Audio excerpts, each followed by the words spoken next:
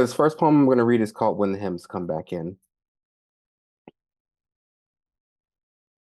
When my skin suctioned to leather in my grand's Lexus, organs and altos bounded out the windows, church music on the way to church for more hymns, fanning my ears like the programs creased and pinched between Sunday best manicures. Hats feathered and rainbowed, the pews bobbing to the cadence of the choir director swaying in his robes. Even when exhaustion snatched my attention until I fell asleep with my head on Grand's lap, the music crept in.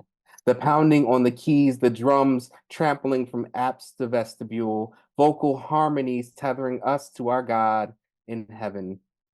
And then again on the drive home. And then again on my deck on Sundays when the church 2 doors down bulges beyond its property line with song and speech, sermons, testimonies, and hymns ricochet in my ears, and I permit that Holy Ghost to seesaw my shoulders and feet to the beat. Something about that organ welcomes nostalgia. How a choir swelling into one voice for service returns me to melting in the back of Grand's car for a God I don't know how to love. And so this next poem is called The Cookout Plays R. Kelly. Because we can't love a devil if he can't sing. And we can't sin if the hellfire don't two-step us to forsake stomping and strutting in the Lord's house. Forgiveness list over to the stereo to play R. Kelly, Step in the Name of Love, as if we never knew about Aaliyah, or watched Robert Vulture about the Markham wreck or the movie theater, waiting for hordes of too young fans to drizzle devotion into his ears. No protest crossfades the crooner and his ills for a tune of better repute. The steppers still spin and shuffle by the potato salad and hot links.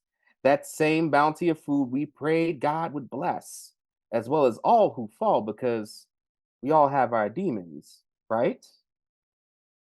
As someone mentions Boondocks and Chappelle Show skits and the tape, the Isley Brothers' Contagious Butters karaoke for most throats and mouths, even those with a maw full of ribs.